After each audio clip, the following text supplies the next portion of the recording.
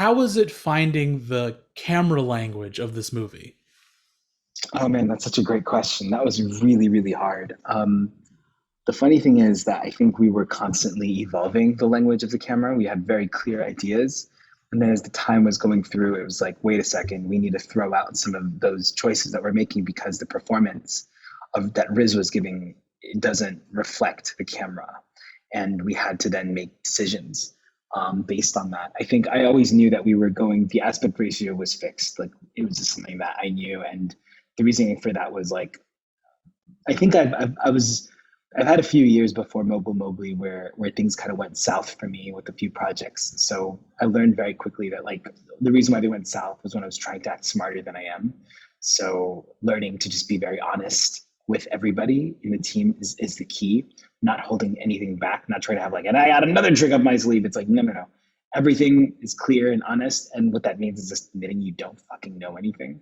So I think just learning to be very clear about like, I don't know, man. I really don't know. And with that, I think I started to then say like I kind of I really like the way first performed. Like even in like all the angles, like there was something really nice about the aspect ratio in that. And I liked this film about spirituality, dealing with God, and having a lot of negative space up top. And here we have perhaps someone dealing with a series of consequences that they weren't, or a series of events that they're not fully control of. So what does that mean? What does that look like?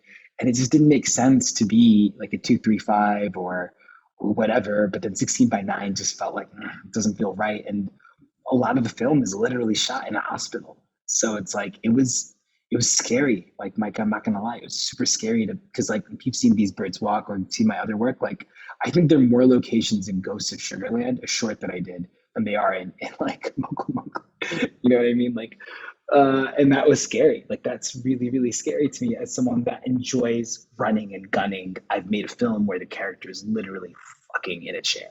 You know what I mean? And like I was like, how do I keep this active? How do we keep him active? And that was questions that Riz and I dealt with every day as I would go back to like, this doesn't work. We need to work this out. And I think being honest and bringing him on board as a very close collaborator was very new to me because I always thought like you separate yourself from the actor and it looks weak for you to ask for help. And I think particularly as South Asians, man, we want to be nice, we want to be liked. We don't get opportunities like this. It's super weird, super hard to even believe this happened. It's one of those things. So, but you have to get over it, and you have to realize that you're not here like to win a popularity contest. You're here to do something that you have to make people feel safe and taking risks and empowering them. So every very like basic things that I did that are helpful to know is that like at the end of each week I would send like very long like WhatsApp messages to my heads of departments, to my costume department, to my sound person, to my DP, and to production design. Like just being like, hey, like being very honest. Like this was amazing. Thank you. I'm not sure about how we did this day, but like, look, I'm here for you.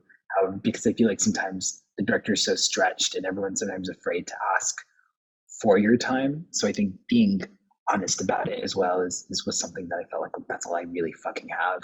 And then something that I learned from another director that I wish I did was he said in the beginning of the first day of production, he wrote a card to everybody, to every single cast and crew. I was like, that's so fucking good. Because I ended up doing that at Rap. I wrote everyone a card.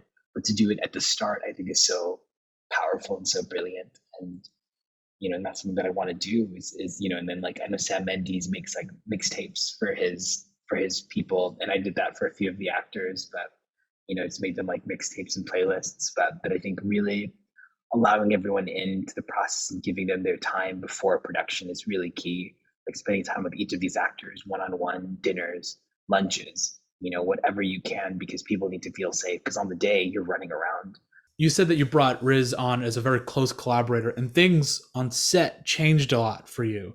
And I was wondering if you could talk about one of those things that changed. Like, is there anything that stands out in your mind where you're like, on the day it wasn't working, how you worked with Riz to make it work? Yeah, I think like the RPG scene wasn't working, so we had to really rework it and be like, fuck, we got this big kind of big decision that I made of having a kind of a broad character. in this film, but I like walking that line. Like, it's like, I like walking that. I feel like, Paul Thomas Anderson is such a genius at having such bigness, but still making things feel so high art. Like it's like low brow and then high art. Like, how do you do that? And I want to understand that. And I feel like I'm interested in that. Right. So I would say that that happened every day. Every day was full of miracles. And I think that was sort of my intention, is because I want to be surprised. Any day, if it went too planned, I was bored and I was like, there's something, we need to do something. And I think what was so great about Riz was he just loved the playing of it. Like, he was always game to just be challenged, or challenge me, or I challenge him, or he challenged an actor with something, and then they would do something. So he just, I think the amount of giving that happened was really exciting. But it was tense. It's like we made it tense, and I think we really saw, like, we were blessed with this opportunity, and we don't want to squander it because it could possibly affect other filmmakers after us. And it's particularly like, we're making a weird film. It's like we made a lot of decisions that were super weird. And then they all signed off on it, like all these incredible stakeholders. So it's like, oh my God, like, even though it's got a small budget, like, we want to make sure that everyone feels like, that this isn't the first and only, right? But it's still one of many. See, I love weird movies. Like, I love it when films make a choice that's just like so strange, or and then narratively it works so perfectly. So the Toba Tek Singh character, Yeah. um, I want to know more about the decision to add these like magic realism decisions, and how did you find the line between this grounded drama that's happening with Zahir and then this magic realism element of his past, of this Yeah. Toba Tek Singh character? Yeah. And it was, that's that fine tightrope that took us a long time in the edit.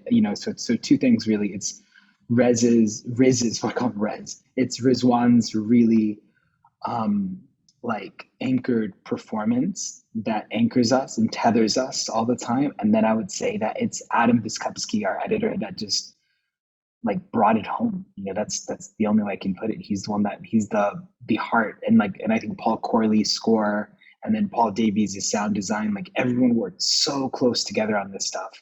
And there was so much communication, like, so much.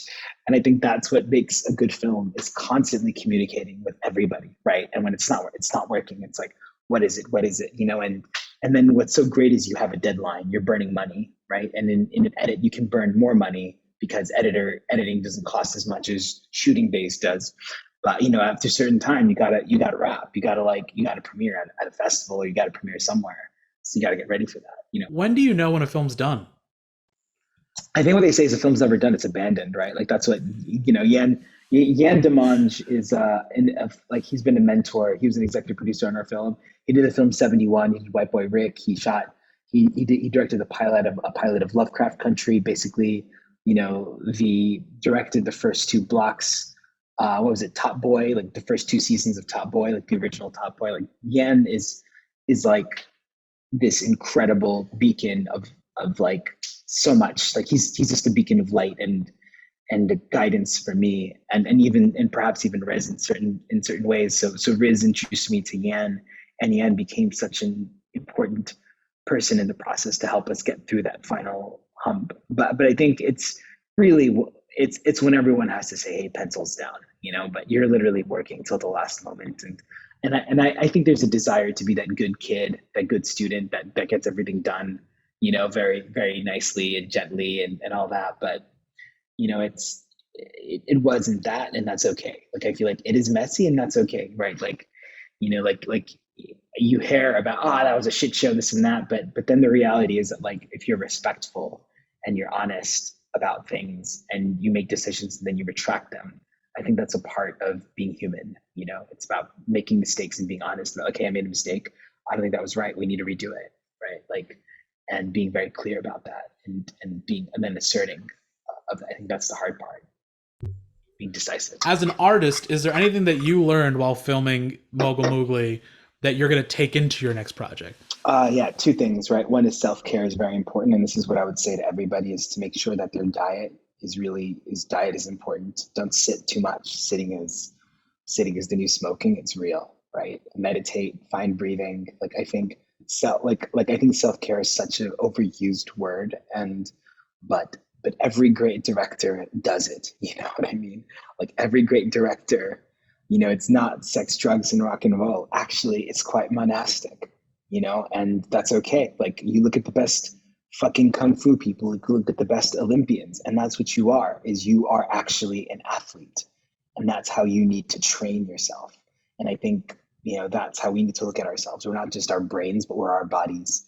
So for me, to every filmmaker is that's what I'm trying to tell myself too, is like this is because the way you present yourself is everything. The way you bring yourself to, and Vincent Moon talks about this when he would go and film people in random parts of the world. It's like, well, what did you do? Because it was my posture. It was my posture that was everything. And, and that's what it's about. It's about how we present ourselves. And it's that confidence, that body confidence is important. And us to find that in ourselves doesn't mean that like we all got to be like chiseled Kumail Nanjiani's. I'm not saying that, but we can find something about us to be, to excel in. And I think as we do that and we bring that, even if we're trying and we're failing, it's just that's what I would say, that we should, trying and failing is better than sitting around and talking about it.